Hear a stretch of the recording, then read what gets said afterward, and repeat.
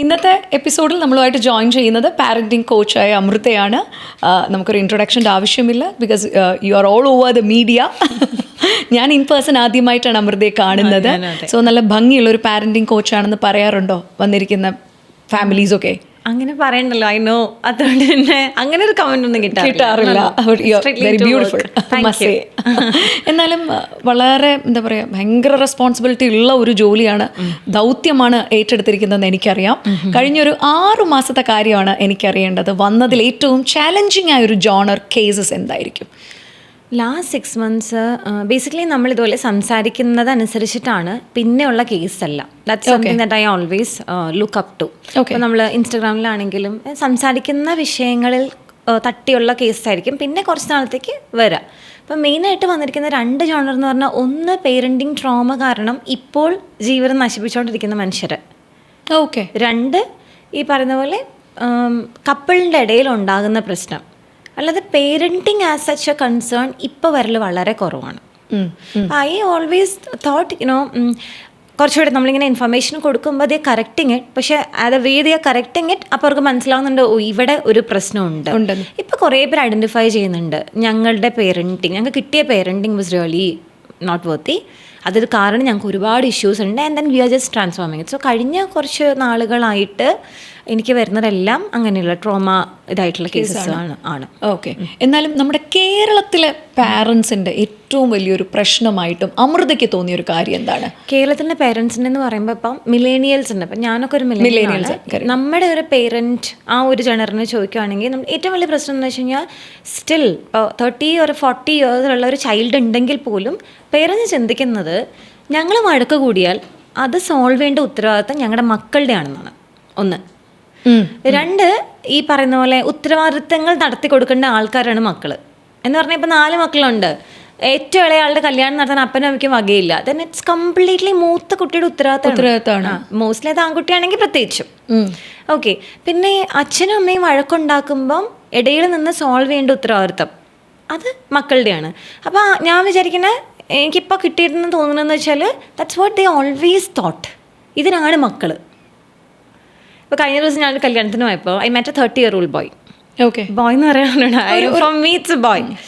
അപ്പോൾ അവനോട് മിണ്ടുമ്പോൾ നമ്മളിങ്ങനെ ഫുഡൊക്കെ എടുത്തിട്ട് സംസാരിക്കുകയാണ്. അപ്പോൾ ഞങ്ങളിങ്ങനെ സംസാരിച്ചപ്പോൾ അവൻ്റെ മദർ എൻ്റെ അടുത്ത് പറഞ്ഞു, മോളെ ഇവനോടൊന്ന് പറഞ്ഞു കൊടുക്കുക, കല്യാണം കഴിച്ചിട്ടില്ല.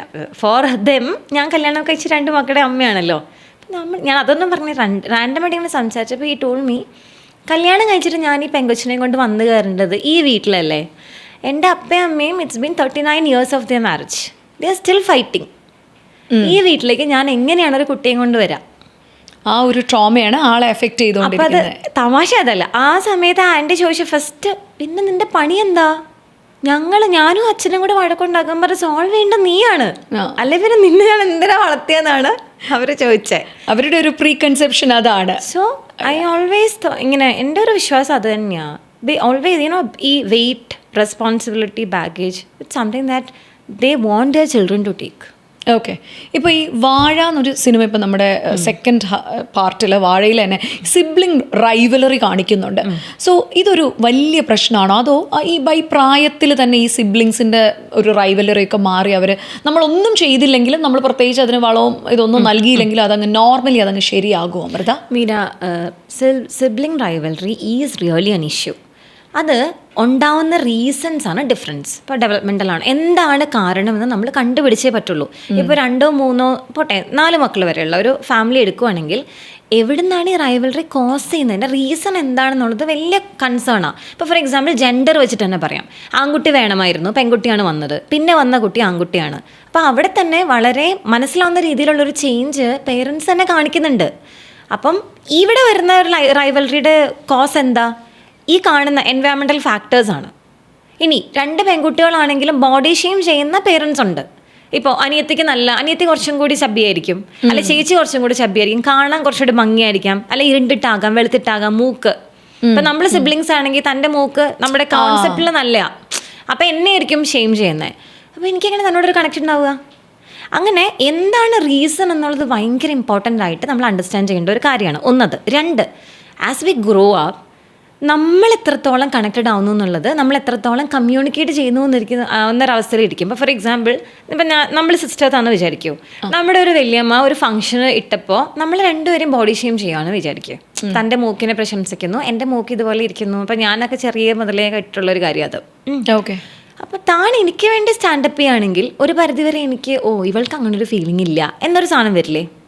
So I feel more comfortable to connect to you. അല്ലെങ്കിൽ സംസാരിക്കാൻ എനിക്ക് കുഴപ്പം തോന്നില്ല. അപ്പോൾ താങ്കളത് ബോധറേ ചെയ്യുന്നില്ലെങ്കിൽ you are not even seeing my agony. ഞാൻ എന്താ അനുഭവിക്കുന്നത്, എൻ്റെ പ്രോബ്ലം എന്താണെന്ന് പോലും മനസ്സിലാവുന്നില്ല. സോ ആ ഒരു സെറ്റിൽ നിന്ന് മാത്രമാണ് ഇവർ തമ്മിലുള്ള റിലേഷൻഷിപ്പ് വരാം. ഇതൊക്കെ വളരെ കുഞ്ഞു കാര്യമായിട്ട് ഞാൻ പറഞ്ഞു കേട്ടോ. പക്ഷേ ഇതെല്ലാം ഒരു കാര്യം. ഇപ്പോൾ കഴിഞ്ഞ ദിവസം വന്നൊരു കേസിനകത്ത് ഈ പറഞ്ഞ പോലെ 4 കുട്ടികളാണ്. അപ്പം എക്സ്പ്രഷൻ ഓഫ് ലവ് ആണ് അവരുടെ പ്രശ്നം. ആൺകുട്ടിയോട് മാത്രമാണ് അമ്മ ഒരു സ്നേഹം എക്സ്പ്രസ് ചെയ്യുന്നത്. ഇപ്പം ഒരു തലോടലാണെങ്കിലും പുറത്തേക്ക് പോകുന്നു, അപ്പം അമ്മ അവനോട് മാത്രമേ കൺസേൺ അമിച്ച ഒരു ഭയെങ്കിലും പറയുള്ളൂ. അപ്പം ഞാൻ ഇറങ്ങുകയാണെങ്കിൽ അമ്മ നിന്ന് മൂളും എന്നാണ് കുട്ടി പറയണത്. എന്നോട് പറയുന്ന കുട്ടി is 35 years old. She is married and she has 2 children. അപ്പം എന്താ പ്രശ്നം എന്ന് വെച്ച് കഴിഞ്ഞാൽ ഇയാൾ എന്തിനാ വരുന്നതെന്ന് വെച്ച് കഴിഞ്ഞാൽ 2 മക്കൾ തമ്മിൽ എന്തെങ്കിലും കാണുമ്പോൾ ഇയാൾക്ക് അയാളുടെ ചൈൽഡ്ഹുഡിൽ എൻ്റെ ഇത് തന്നെയല്ലേ ഞാൻ അനുഭവിച്ചത്, അല്ലെങ്കിൽ ഇത് അങ്ങനെ തികട്ടി വരികയാണ്. അതുകൊണ്ടാണ് വരുന്നത്. So this is all it's എന്താ പറയുക, ഡീപ്പായിട്ടുള്ളൊരു കോസ് ഉള്ള കാര്യമാണ്. സോ ഇത് എന്തുകൊണ്ടുണ്ടായി, ഇത് ബൈ ഏജിങ്ങിൽ അമൃത ഇതങ്ങ് റാപ്പപ്പ് ആയി വരുമോ? കാരണം വാഴയിൽ തന്നെ ക്ലൈമാക്സ് ആകുമ്പം സിബ്ലിങ്സ് ആണ് നിൽക്കുന്നത്, അവർ ഒരാളെ പിടിച്ച് നിൽക്കും, അനിയനാണ് ചേട്ടന് വേണ്ടി നിൽക്കുന്നത്. ഇത് ബൈ ഏജിങ് നമുക്ക് കുറച്ച് മെച്യൂരിറ്റി ഒക്കെ അക്യൂർ ചെയ്യുമ്പം അങ്ങ് സെറ്റ് ആവുന്ന പരിപാടിയാണോ ഇത്? സത്യത്തിൽ അതിന് ഉത്തരം പറയാൻ വാഴ ഞാൻ കണ്ടിട്ടില്ല.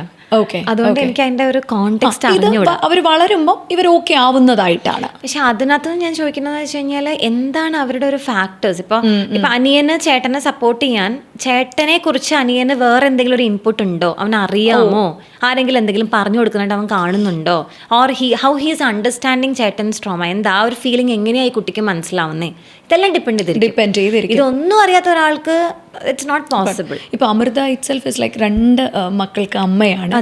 സോ ഒരിക്കലും അമ്മയായ മൊമെന്റ് തൊട്ട് ഞാൻ ഒരിക്കലും ഇതെന്റെ മക്കളോട് ചെയ്യില്ല എന്ന് വിചാരിച്ചൊരു കാര്യം എന്താണ്? ഒരുപാട് കാര്യങ്ങളുണ്ട്. പക്ഷെ അതിലൊന്ന് ഏറ്റവും ഇമ്പോർട്ടൻ്റ് ആയിട്ടുള്ളത് ഞാൻ എന്നോട് തന്നെയും ഞങ്ങൾ പരസ്പരവും പ്രോമിസ് ചെയ്തൊരു കാര്യം, ഒരാൾക്ക് കിട്ടിയത് മറ്റേയാൾക്ക് കിട്ടാതിരിക്കില്ല എന്നുള്ളതാണ്. Okay. If I gave something to one, അത് മറ്റേയാൾക്കത് കിട്ടിയിരിക്കും in a way or the other way. That's something I made myself very clear. Okay.